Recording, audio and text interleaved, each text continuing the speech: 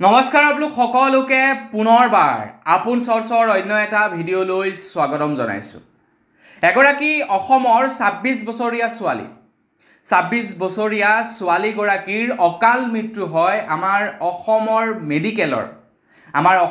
চৰকাৰী মেডিকেলত পৰ্যাপ্ত পৰিমাণৰ ব্যৱস্থাপনা নথকাৰ বাবে এগৰাকী ২৬ বছৰীয়া ছোৱালীয়ে অকালতে নিজৰ মৃত্যুক সাৱটি ল'ব লগা হয়। তো সৰু ভগাৰ এখন চৰকাৰী মেডিকেলত এগৰাকী ২৬ বছৰীয়া ছোৱালীয়ে গেষ্ট্ৰিকৰ তেখেতে চিকিৎসা কৰিবলৈ গৈছিলে। মেডিকেলখনৰ নাম আছে সৰভোগ সমূহীয়া স্বাস্থ্য কেন্দ্ৰ। তো এই মেডিকেলখনত এগৰাকী ছোৱালীয়ে তেখেতে গেষ্ট্ৰিকৰ চিকিৎসা কৰিবলৈ গৈছিলে। ছোৱালীজনীৰ বয়স আছিলে ২৬ বছৰ। ছোৱালীগৰাকীৰ নাম আছিলে মাল্লিকা দাস। তেখেতে গেষ্ট্ৰিকৰ চিকিৎসা কৰিবলৈ গৈছিলে ডক্টৰৰ ওচৰত। ডক্টৰে গেষ্ট্ৰিক হোৱা যেন পাই তেখেতক গেষ্ট্ৰিকৰ ঔষধ দিলে। ঔষধ খাবলৈ দি ঘৰলৈ পঠাই দিলে বুলি তুমি এতিয়া ঘৰলৈ যোৱা, কাৰণ গেষ্ট্ৰিকটো ইমান এটা চিৰিয়াছ বেমাৰ নহয়, নহয়।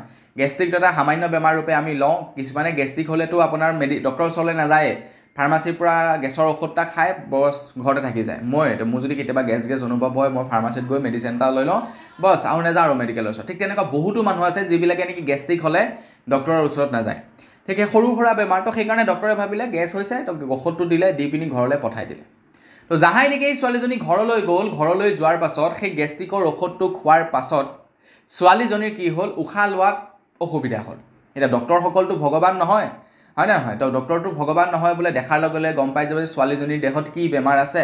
তো তেখেতৰ দেহত বোলে গেষ্ট্ৰিক নাই, বেলেগ কিবা বেমাৰহে আছে। তো এই ক্ষেত্ৰত আপোনালোকে ডক্টৰক দুখ দিব নোৱাৰে। ডক্টৰে চিকিৎসা কৰিছিলে, ডক্টৰে চেষ্টা কৰে ৰোগীক বচাবৰ কাৰণে। গতিকে তেনে ক্ষেত্ৰত কেতিয়াবা কিবা এটা ভুল হৈ যায়, সেইটো পাছৰ কথা। তো ডক্টৰজনে মেডিচিন দিলে গেষ্ট্ৰিকৰ বুলি, গেষ্ট্ৰিকৰ ঔষধ খালে। গেষ্ট্ৰিকৰ ঔষধ খোৱাৰ পাছত সেই ছোৱালীগৰাকীৰ কি হ'ল, উশাহ লোৱাত অসুবিধা পালে।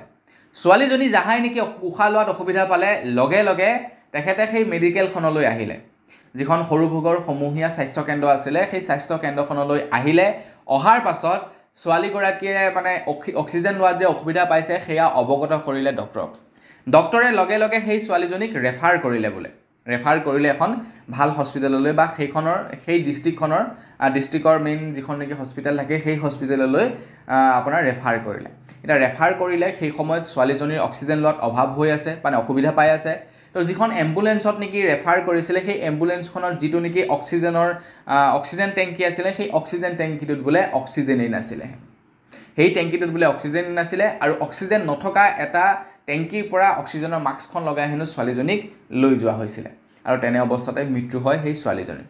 এতিয়া ঘৰৰ মানুহে কৈছে, পৰিয়ালবৰ্গই কৈছে যে যদিহে সেই এম্বুলেঞ্চখনত অক্সিজেন থাকিলেহেঁতেন নিশ্চয় ছোৱালীজনী বাচিলেহেঁতেন বুলি জনাইছে। অক্সিজেনৰ অভাৱত ছোৱালীজনীৰ মৃত্যু হ'ল বুলি জনাইছে। এতিয়া অক্সিজেনৰ অভাৱতেই মৃত্যু হওক বা অন্য কিবা কাৰণতেই মৃত্যু হওক, সেইটো পাছৰ কথা। তেখেতৰ মৃত্যু হ'ল, দুখ লাগিছে, সেইটো পাছৰ কথা। কিন্তু কথাটো হৈ গ'ল যে মেডিকেলখনত অক্সিজেন নথকা এটা টেংকি আছে, এখন এম্বুলেঞ্চ আছে, সেইটো দুৰ্ভাগ্যজনক কথা।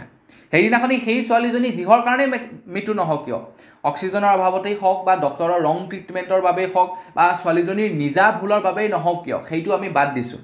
কিন্তু মেইন পইণ্টটো আহি গ'ল কি, যে মেডিকেলখনত যিখন এম্বুলেঞ্চ আছে, সেই এম্বুলেঞ্চখনত যিটো অক্সিজেন চিলিণ্ডাৰ আছে, সেই অক্সিজেন চিলিণ্ডাৰটোত অক্সিজেন নাই। এইটো এটা মাৰাত্মক কথা। আৰু এয়া সেইখন মেডিকেলেই নহয়, অসমৰ একাংশ মেডিকেলৰ অৱস্থা বৰ্তমান সময়ত একেই। উপযুক্ত পৰিমাণৰ চিকিৎসাৰ ইকুইপমেণ্ট নাই, ডাঙৰ ডাঙৰ বিল্ডিং বনাইছে, কিন্তু ভাল ব্যৱস্থাপনা নাই, ডক্টৰ নাই, নাৰ্ছৰ অভাৱ। গুৱাহাটী মেডিকেল কলেজত যিটো নেকি ঘটনা সংঘটিত হৈ গ'ল, তো সেই ঘটনাটোত এখন বেডতে ৩-৪টা শিশু শুৱাব লগা হৈছিলে। মন্ত্ৰী হিমন্ত বিশ্ব শৰ্মাদেৱে কৈছে যে কেইবাখনো বেড অলৰেডি মজুত আছে, তাৰ পাছতো নাৰ্ছগৰাকীয়ে এখন বেডতেই শুৱাই থৈছিলে। এতিয়া কোনটো সঁচা কোনটো মিছা নাজানো। যদিহে বোলে কেইবাখনো বেড আছে, নাৰ্ছগৰাকীয়ে কিয় এখন বেডত শুৱালে? বা তাৰ লগে লগে আমাৰ অসমৰ বিভিন্ন হস্পিটেলত আপোনালোকে যদি ঘূৰে, ডাঙৰ ডাঙৰ অট্টালিকা দেখা পাব, কিন্তু ভাল ডক্টৰ নাই। ভাল বুলি নহয়, ডক্টৰ পৰ্যাপ্ত পৰিমাণৰ নাই। 2-এজন ডক্টৰ আছে, নাৰ্ছো ঠিক তেনেকৈ 2-এজন আছে। তো তাৰ ফলতো বিভিন্ন ধৰণৰ তেনেকুৱা কেছবিলাক হয়।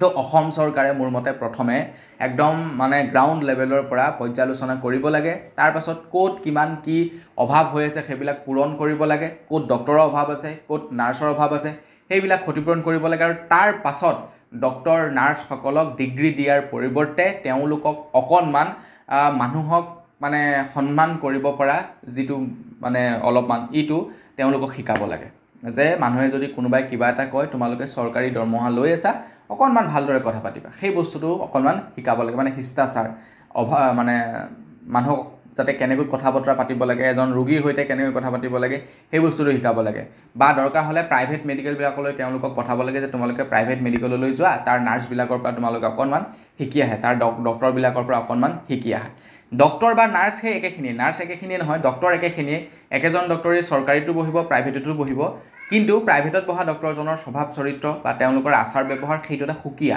কিন্তু যিজনে নেকি চৰকাৰীত বহিব তেখেতে আকৌ বৰ ৰুডলি কথা পাতে সব নহয় কিছুমান আৰু সবটো নহয় সব তেনেকুৱা মানুহৰ 5টা আঙুলি একে সমান নাথাকে তো সব ডক্টৰ নাৰ্ছ নহয় কিন্তু কিছুমান থাকে বিৰাট ৰুড ব্যৱহাৰ কৰে তো তেওঁলোকক মোৰ মতে অকণমান শিকি আহিবলৈ দিব লাগে তো বন্ধু বান্ধৱীসকল আমাৰ অসমৰ স্বাস্থ্য কেন্দ্ৰৰ বৰ্তমান অৱস্থা এয়াই হৈ আছে তো ভাবিলোঁ আপোনালোকক জনাই দিওঁ এতিয়া আজি সেইটো পৰিয়ালৰ লগত হৈছে কালিলৈ আমাৰ পৰিয়ালৰ লগতো হ'ব পাৰে হয় নহয় গতিকে চৰকাৰে সেই বস্তুবিলাক অকণমান ঠিক কৰাটো দৰকাৰ আছে বুলি মই ভাবোঁ আপুনি কি ভাবে কমেণ্ট ছেকশ্যনত জনাব তো বন্ধু বান্ধৱীসকল বছ আজিৰ ভিডিঅ' জনাবলগীয়া সৰু এটা ইনফৰমেশ্যন ইমানেই আছিলে জানি কেনে পালে সেই সম্পৰ্কে জনাব তো পুনৰ এটা ভিডিঅ' লগ পোৱাৰ খালি বিদায় মাগিছোঁ ধন্যবাদ জয় অসম